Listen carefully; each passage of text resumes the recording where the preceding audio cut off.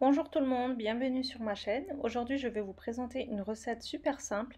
Alors, je vais faire des petites pizzas roulées. Alors, on va le faire en une seule fois. Vous allez voir, c'est super simple à réaliser. On va commencer par faire notre pâte. Alors, pour cela, j'utilise un verre qui mesure 200 millilitres. Donc, si ça peut vous aider, un verre à eau classique en fait, hein. Alors, en premier, je vais émietter ma levure fraîche dans mon bol du robot. Vous pouvez très bien utiliser de la levure sèche aussi, un paquet de levure boulangère. Ensuite, je verse un verre de lait tiède, un verre d'huile, un verre d'eau tiède, 2 cuillères à soupe de sucre, une bonne cuillère à café bien remplie de sel. Je mélange le tout jusqu'à ce que ma levure soit bien fondue. Ensuite, je commence à verser ma farine, mais je ne verse pas les 1 kg directement, donc j'en laisse toujours dans le fond du paquet et en fonction, s'il y aura besoin, j'en rajouterai. Donc je vais commencer à pétrir ma pâte avec le robot. Vous pouvez très bien faire cette recette à la main. C'est une pâte super simple à réaliser. Il faut qu'elle soit assez molle, sinon vos pizzas seront trop croustillantes, trop secs en fait. Alors que ça va vous aider à avoir une pâte bien moelleuse en fait. Donc moi, j'ai pas utilisé 1 kg de farine complet, donc la texture de la pâte doit être ainsi. Il me restait à peu près encore un verre dans le fond du paquet en fait. Donc si ça peut vous aider à faire vos repères, voilà, il me restait un verre en trop que j'ai pas utilisé du paquet de 1 kg de farine. Donc là, je vais laisser ma pâte bien levée. Vous pouvez très bien la filmer et la mettre dans un four éteint. Ça va accélérer la pousse. Voilà, la pâte elle colle légèrement au doigt, c'est ce qu'il faut comme texture. Une pâte assez élastique. Voilà, je la laisse lever tranquillement.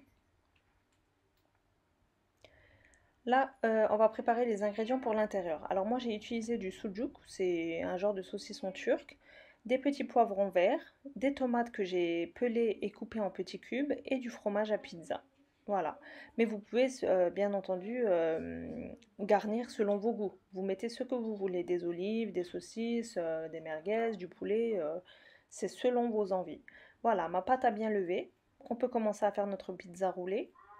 Vous allez voir, c'est super simple à faire. Je farine légèrement mon plan de travail car c'est une pâte, comme j'avais dit, qui colle légèrement. Je la dégaze légèrement et je la verse directement sur mon plan de travail fariné. Et on va l'utiliser en un pâton en fait. En deux. Plutôt je la divise en deux car c'est trop gros sinon. Il ne faut pas que vous l'étalez très épaisse car elle va quand même gonfler à la cuisson. Je forme deux boules. Voilà, je l'aplatis légèrement avec un petit peu de farine et mon rouleau de pâtisserie. Je vais l'aplatir à peu près sur presque 1 cm, on va dire ça comme ça. De toute façon, vous le voyez par vous-même. N'utilisez pas beaucoup de farine non plus.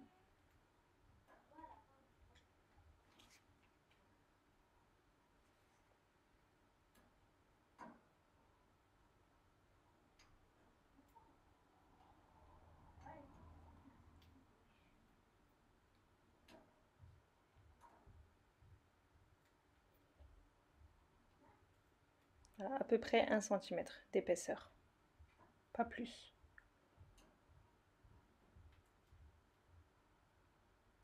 Car vu que c'est une pâte avec de la levure, elle va encore gonfler à la cuisson. Une fois qu'on l'a bien étalée, on essaye de faire une forme à peu près carrée pour qu'on puisse la rouler facilement et également sur toutes les surfaces.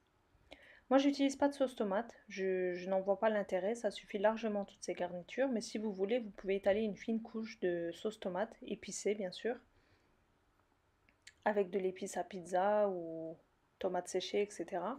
Mais moi, comme je dis, j'utilise pas. Je verse directement mon fromage à pizza sur la pâte, je verse mes sucuk coupés en petits cubes, mes tomates et mes poivrons. Franchement, c'est un pur délice. Je verse mes tomates que j'ai pelées et coupées en petits cubes. Et je commence à rouler ma pâte. Je fais un rouleau.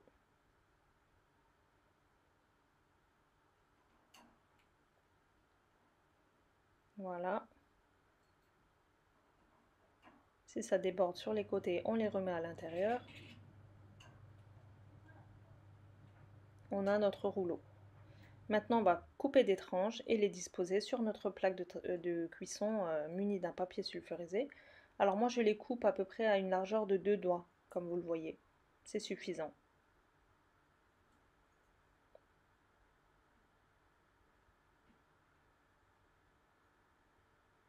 Et je les place sur ma plaque de cuisson.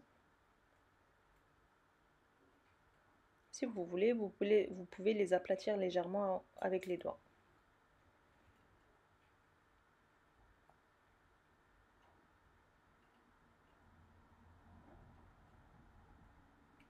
C'est une recette super simple, super rapide à faire.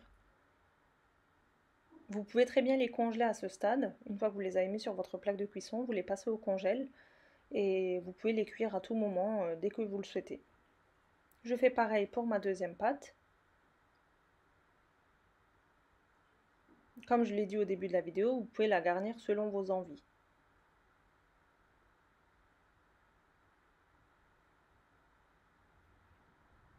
Pendant que je fais mon deuxième pâton, ma pâte elle repose un petit peu, donc laissez bien reposer sur la plaque de cuisson au moins 10-15 minutes.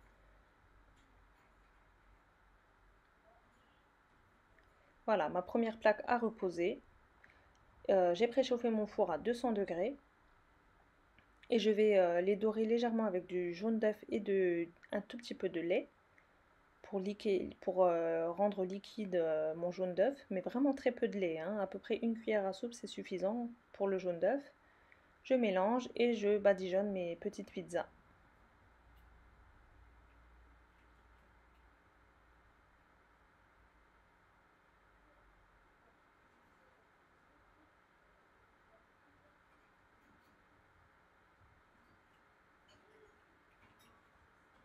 Et je vais les enfourner à 200 degrés jusqu'à qu'ils soient bien dorés. Voilà, notre recette est super simple comme vous l'avez vu. N'hésitez pas à vous abonner à ma chaîne si ce n'est toujours pas fait, à me laisser un petit commentaire ainsi qu'un petit pouce bleu, un petit j'aime, ça fait toujours plaisir, ça motive à faire plus de vidéos.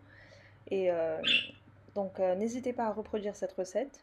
J'attends vos retours avec impatience car je suis sûre que c'est une recette que vous allez adorer.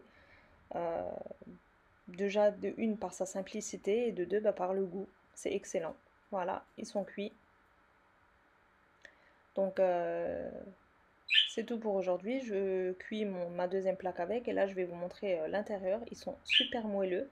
Ils sont encore chauds. Encore chauds, je mets un torchon dessus pour les laisser tiédir comme cela. Comme ça, ils ne seront pas durs. Ils seront super moelleux. C'est une petite astuce pour avoir vos brioches, tout ce qui est à base de pâte en fait, pour les avoir moelleux. À la sortie du four, vous mettez un torchon propre dessus et vous laissez tiédir comme ça. Voilà. Donc c'est tout pour moi pour aujourd'hui. Je vous dis à bientôt pour une prochaine vidéo.